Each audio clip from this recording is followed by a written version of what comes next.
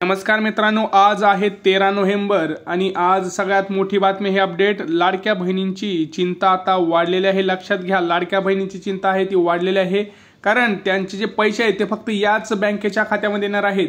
तुमची पण हीच बँक आहे का हे लक्षात घ्या. मी काही महत्त्वाच्या बँका इथे सांगणार आहे, त्याच बँकेमध्ये पैसे येणार आहेत. तुमची सुद्धा हीच बँक आहे का हे कसं चेक करायचं, काय करायचं, या सगळ्या गोष्टी मी तुम्हाला सांगणार आहे.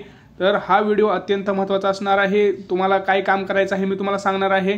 नाहीतर पैसे तुमचे गेले म्हणून समजा, तुमचा जो पुढचा हप्ता येणार आहे डिसेंबरचा तो वाढवून 21 रुपये जो येणार आहे तो येणार नाही, किंवा मागचे जे काय राहिलेले पैसे असतील ते सुद्धा येणार नाहीये. त्यामुळं व्हिडिओ अत्यंत महत्त्वाचा असणार आहे. लाडक्या बहिणींची चिंता वाढवणार आहे, परंतु तुम्ही आपल्या चॅनलवरती आला असाल तर ही चिंता मिटणार आहे, चिंता तुमची संपणार आहे. फक्त मी जे सांगतोय ते काम करायचं आहे. सगळ्यात महत्त्वाचं म्हणजे पहिलं व्हिडिओ शेवटपर्यंत पहा. शेवटपर्यंत व्हिडिओ पाहिल्यानंतर तुम्हाला सगळ्या तुमच्या शंकेचं निरसन होणार आहे. कोणत्या त्या बँका आहेत, तुम्हाला काय करायचं आहे, तुमचे पैसे कोणत्या बँकेत येणार आहेत, मग ह्या सगळ्या गोष्टींना काय करावं लागेल हे सगळं आपण इथं पाहणार आहोत. तत्पूर्वी जर आपण आपल्या चॅनलवरती नवीन आला असाल तर चॅनलला सबस्क्राईब करा, कारण तुम्हाला माहिती आहे की अख्ख्या यूट्यूबवर आपण सगळ्यात आधी माहिती देत असतो आणि संपूर्ण माहिती आपल्याकडे पुराव्यासहित असते. सगळे यूट्यूबवर सगळ्या तुम्हाला माहिती आहे. तर चला सुरुवात करूया माहितीला. काय आहे गोष्ट, नेमकं तुम्हाला काय करायचं आहे लक्षात घ्या. आपल्या इथं जर बघायला गेलं तर भरपूर अशा बँका आहेत ज्याच्यामध्ये आपलं अकाउंट आहे. आणि सगळ्यात महत्त्वाचं काय तर लाडकी बहीण योजनेमध्ये तुम्ही काय केलेलं आहे की भरपूर असे बँक आपण ज्यावेळेस लाडकी बहीण योजना चालू झाली, आता लाडकी बहीण योजना चालू झाली त्याच्यामध्ये तुम्ही काय केलं, बँक अकाउंटशी जे आहे ते अकाउंट तुम्ही दिले, बरोबर, ते अकाउंट दिले. आता कोणी काय केलं, ज्यावेळेस फॉर्म भरत होते त्यावेळेस एकतर आपल्याला अनुभव नव्हता की अशा सरकारी ज्या योजना आहेत या योजनेचा फायदा सुद्धा होत असतो, कारण आपण आतापर्यंत पाहिलं की सगळे फ्रॉडच होते, कुठल्याही सरकारी योजनेचा लाभ मिळत नव्हता आणि मग आपला विश्वास बसत नव्हता. मग आपण काय केलं, लाडकी बहीण योजनेचा फॉर्म भरताना आपलं जे अकाउंट आहे ते दिलं, बरोबर. आता कोणी काय केलं माहिती आहे का, याच्यामध्ये जुनं अकाउंट होतं आपलं, कधी 2-3 वर्षाखाली उघडलेलं किंवा अमुक बँकेत. आता त्या बँका कोणत्या आहेत, त्या लिस्ट आहेत ती मी तुम्हाला सांगणारच आहे. व्हिडिओ संपूर्ण पहा, तुम्हाला सगळ्या गोष्टी कळणारच आहेत. परंतु मी जे काही झालेलं आहे ते तुम्हाला सांगतो आणि तुम्हाला काय करायचं हेही सांगतो. लक्षात घ्या, जुनं एखादं बँक तुम्ही गडबडीमध्ये काय केलं, लाडकी बहीण योजनेचा फॉर्म भरताना शेवटचा दिवस राहिला किंवा विश्वास नाही म्हणून आपल्या असल्या योजनांवरती आणि नव्हताही, त्यामुळं आपण कुठलंही एक अकाउंट दिलं आणि अशामध्ये काय झालं प्रॉब्लेम सांगतो मित्रांनो. कारण सगळ्यात महत्त्वाचा एक नियम आहे, तुम्हाला माहिती आहे लाडकी बहीण योजनेचा फॉर्म भरताना एक नियम आढळला, तुम्हाला माहीत असेल की ज्या बँकेला तुमचं आधार कार्ड लिंक आहे त्याच बँके खात्यामध्ये पैसे येणार. परंतु जरी तुमचं आधार कार्ड या बँकेला लिंक असलं तरी पैसे येणार नाहीत. आता ती बँक कोणती मी सांगणारच आहे, लक्षात घ्या. तर अशामध्ये ज्या लाडक्या बहिणी होत्या त्यांनी गडबडीमध्ये तो फॉर्म भरून दिला आणि हे सगळं जे घोटाळा झालं तुम्हाला माहितीच आहे. मग अशामध्ये त्याच्यामध्ये ज्या काही लाडक्या बहिणी होत्या त्यांना तर पैसे आले, ज्या लाडक्या बहिणी होत्या त्यांना तर पैसे आले, परंतु आता याच्यामध्ये अशा महिला राहिलेल्या आहेत आणि इथून पुढचे जे हप्ते आहेत ते कसे येणार आहेत मी तुम्हाला सांगतो. सगळ्यात महत्त्वाचं, जी लाडकी बहीण योजनेची वेबसाईट आहे त्याच्यावर जायचं आहे त्याच्यावरती गेल्यानंतर तुम्हाला इथं ऑप्शन दिसतो बघा, संजय गांधी निराधार योजनेचा. ज्याच्या पुढे येस असेल त्याचे पैसे येणार नाही आहेत, लक्षात घ्यायचं आहे. त्याचे बँकेची वसुली होणार आहे, पूर्ण पैसे त्याचे जेवढे मिळाले तेवढे येणार आहेत. ज्यांच्या पुढे नो आहे त्यांना मात्र पैसे मिळणार आहेत. आता त्यांनी काय करायचं आहे, पहिल्यांदा इथं चेक करायचं आहे, आपल्या जी काही लाडकी बहीण योजनेचा जो वेबसाईट आहे त्याच्यावरती लॉग इन करायचं आहे आपल्या युजरनेम अकाउंटनं आणि त्याच्यावरती जाऊन ते चेक करायचं. आता तुम्ही म्हणाल माझं तर ॲप्लिकेशन आहे दादा, माझं काही वेबसाईट नाही, मी ॲप्लिकेशन फॉर्म भरला, मी काय करायचं. तुम्ही काय करायचं आहे तुम्हाला मी सांगतोय, 1 मिनिट द्या, तुम्हाला पण काय करायचं मी सांगतो. आधी लाडकी बहीण योजनेच्या वेबसाईटवर जा, तिथं लॉग इन करा. लॉग इन केल्यानंतर इथं बघा हा जो शेवटचा ऑप्शन आहे त्याच्यावरती क्लिक करा. असा ऑप्शन दिसतो बघा, हा ॲक्शनच्या शेजारी डोळ्याच्या शेजारचा जो ऑप्शन आहे ना तो इथं तो क्लिक करा आणि तुम्हाला असं डिटेल्स दिसते. लक्षात घ्या, असे डिटेल्स का दाखवतोय, कारण हीच ती बँक आहे. आता जर तुमच्या पुढे ही बँक दिसत असेल तर फक्त ह्याच बँकेच्या खात्यामध्ये पैसे येणार आहेत. लक्षात घ्या, लिस्ट तर मी सांगणारच आहे, ही बँक ही कोणती आहे ही पण मी सांगणार आहे. तर लिस्ट अशी तुम्हाला तुमची दिसणार आहे.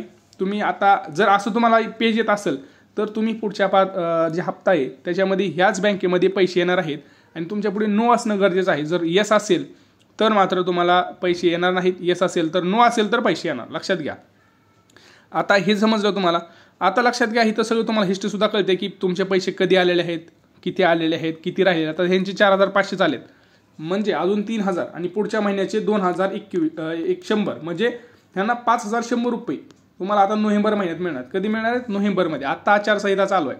नोव्हेंबर महिन्यामध्ये 25 तारखेपासून पुढे पैसे मिळायला सुरुवात करणार. कारण 23 नोव्हेंबरला माहिती आहे तुम्हाला, 23 नोव्हेंबरला आपलं सरकार स्थापन होणार आणि 25 नोव्हेंबरला पहिल्याच दिवशी तिथं दुसऱ्या दिवशीच तिथं हप्ता पडणार आहे. आणि हे महत्त्वाचं आहे, लक्षात घ्या. आचारसंहितेमध्ये पैसे येणार नाहीत, परंतु 25 तारखेपासून पुढे पैसे 100% येणार आहेत. 10 दिवस राहिलेले आहेत.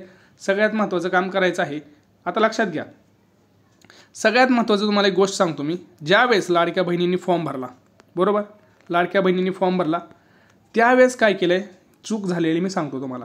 तुम्ही काय केलंय, पतसंस्था असते बँक, सरकारी बँक, सरस्वती बँक, कुठली असली काय काय काय काय नाव असतात पतसंस्थेची, माहिती आहे.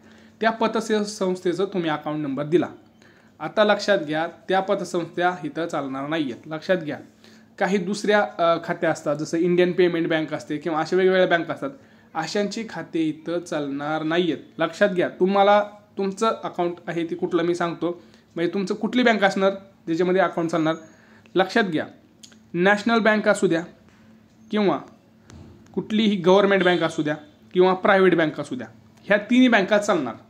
परंतु ज्या बँकेला, आता लक्षात घ्या, ज्या बँकेला, आता ह्याच्यामध्ये लिस्ट आहे त्याच्यामध्ये चालणार नाही ते पण सांगतो, पण ज्या बँकेला IFSC कोड आहे, IFSC कोड म्हणजे काय, एक कोड असतो बघा, IFSC कोड. तुम्ही जर बघितलं, ॲक्सिस बँक घ्या किंवा ॲक्सिस बँक बघितलं तरी चालतं, सिटी बँक बघितलं चालतं, HDFC चालतं.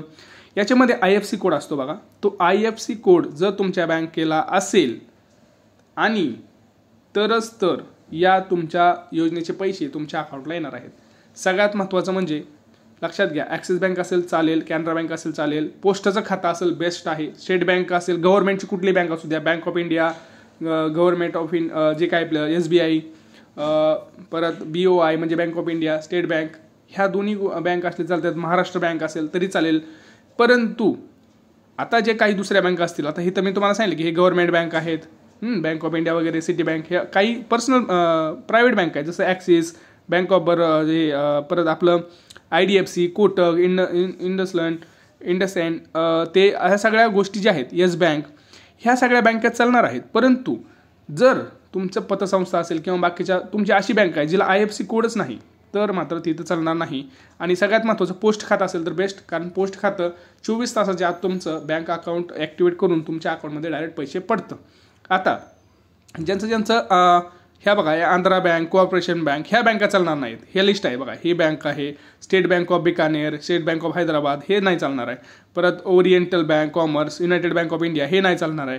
परत बघा, Dena Bank, Vijaya Bank, Syndicate Bank, Allahabad Bank, ह्या असल्या बँक नाही चालणार आहेत. लक्षात घ्या, ह्या बँका चालणार नाहीत. सगळ्यात महत्त्वाचं म्हणजे तुम्हाला एक काम करायचं आहे, तुमच्या बँकेला IFSC कोड आहे का हे चेक करायचं आहे. हे असेल तर येणार. दुसरं म्हणजे काय, तर इथं कुठली बँक दिसते बघायची आणि ह्या बँकेमध्ये जाऊन आधार कार्ड चेक करायचं आहे आपलं सीडिंग आहे का नाही. जर आधार कार्ड सीडिंग नसेल तर मित्रांनो मोठी चिंता आहे तुमच्यासाठी. ही चिंता मी दूर कशी करायची, तर आधार कार्ड तुम्हाला सीडिंग करून घ्यायचं आहे. बँकेत जाऊन तुमचं चेक करायचं की आधार सीडिंग झालेलं आहे की नाही. नसेल तर ऑनलाईन बघू शकताय. ऑनलाईन कसं बघायचं असेल तर तुम्ही कमेंट सेक्शनमध्ये सांगा, मी तुम्हाला सांगतो ऑनलाईन कसं चेक करायचं आधार कार्ड सीडिंग झालं आहे का नाही. परंतु भरपूर असे कमेंट्स आल्या तरच मी दाखवणार आहे. सगळ्यात महत्त्वाचं, इथं जी बँक आहे तिथं जाऊन आधार कार्ड तुम्हाला ॲक्टिवेट करून घ्यायचं आहे. बरोबर, चिंता संपली तुमची. बरोबर. आता सगळ्यात महत्त्वाचं काय, तर हा व्हिडिओ जास्तीत जास्त आपल्या लाडक्या बहिणींना शेअर करायचा आहे, जेणेकरून त्यांचं जे काही प्रॉब्लेम्स आहेत ते सॉल्व्ह होणार आहेत. बरोबर. आता तुमचे काय प्रश्न असेल ते कमेंट सेक्शनमध्ये कमेंट करून विचारा. भेटूया पुढच्या व्हिडिओमध्ये. तोपर्यंत जय महाराष्ट्र.